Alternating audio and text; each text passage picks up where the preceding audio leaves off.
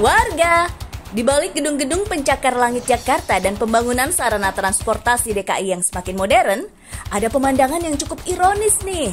Di banyak tempat di ibu kota, ternyata masih tampak kabel-kabel hitam yang bergelantungan nan semrawut.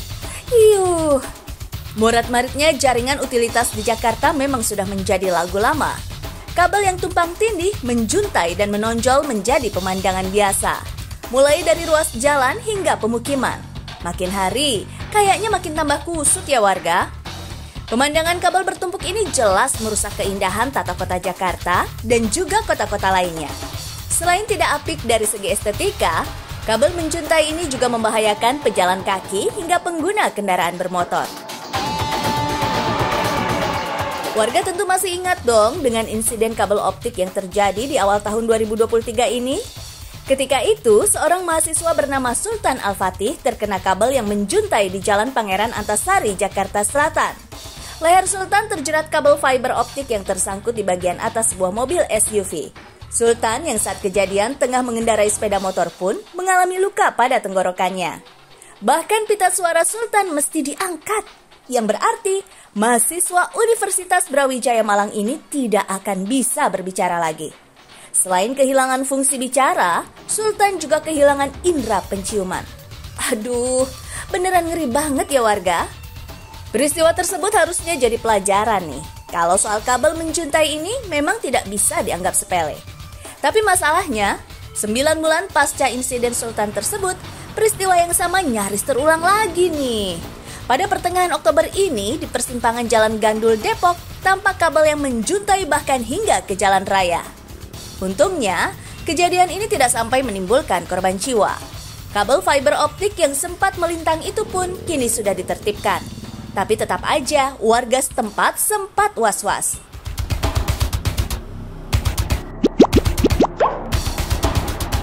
Warga sini tuh toko yang sebelah kanan tuh, sebelah kanan kita nih ada di tiang listrik tuh dilibat-libat. Sampai sekarang masih ada, belum ada penyelesaian.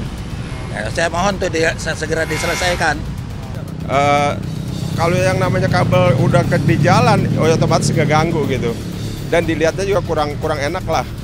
Yang kita khawatir, kita kan nggak tahu kabel ini ada strom apa enggak gitu. Karena terlalu banyak kabel, apa kabel listrik, apa kabel optik gitu kan. Awalnya sih emang saya cuma lewat mas. Dari situ saya bilang ini ada kabel apa kok rame, nggak taunya kabel menjuntai. Ternyata udah berapa hari sih, maksudnya udah beberapa kali kabel itu menjuntai. Nggak hanya di tempat yang kemarin aja, banyak dekat-dekat sini gitu. Soalnya peristiwa kabel menjuntai memang bukan kali ini saja terjadi di Gandul. Beberapa tahun lalu insiden serupa pun pernah terjadi, bahkan sampai menimbulkan kebakaran. Waduh, serem ya warga. Jadi emang problem kabel ini bukan monopoli Jakarta aja sebagai kota megapolitan. Kota-kota satelit di sekitarnya pun menghadapi masalah serupa. Nah, untungnya dinas terkait di Jakarta, dalam hal ini Dinas Bina Marga Provinsi DKI, sudah memiliki solusi agar insiden Sultan dan kabel menjuntai di Gandul tidak terulang lagi. Solusinya adalah dengan menanam kabel-kabel tersebut ke dalam tanah, atau istilahnya sarana jaringan utilitas terpadu, atau SJUT. Salah satu kawasan yang telah menjalankan program SJUT ini adalah daerah Kemang di Jakarta Selatan. Kawasan elit ini memang bisa dikatakan sebagai daerah percontohan bagaimana seharusnya area-area di Jakarta dibangun. Selain trotoarnya lebar, area pedestrian di Kemang pun sudah bebas kabel udara. Kabel-kabel hitam yang kusut nan semrawut sudah tidak ada sama sekali. Bahkan tiang listrik pun sudah tak terlihat. Di sepanjang trotoarnya hanya ada lampu penerangan jalan umum. Jadinya estetik banget kan warga? Ini berlaku bukan hanya di Jalan Kemang Raya saja, melainkan ke jalan-jalan penghubung lain di area ini. Para pejalan kaki maupun pengendara kendaraan pribadi pun bisa melintasi kawasan ini dengan nyaman.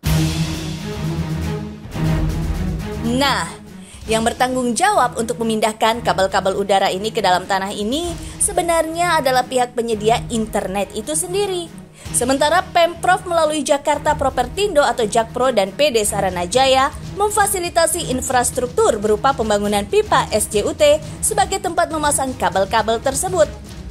Jakpro bertugas membangun jaringan utilitas di Jakarta Selatan dan Jakarta Timur.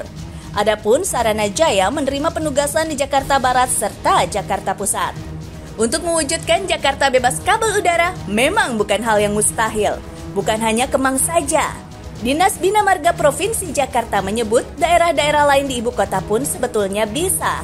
Namun memang perlu dilakukan secara bertahap. Sejauh ini, Dinas Bina Marga sudah memindahkan 141 km kabel udara ke bawah tanah.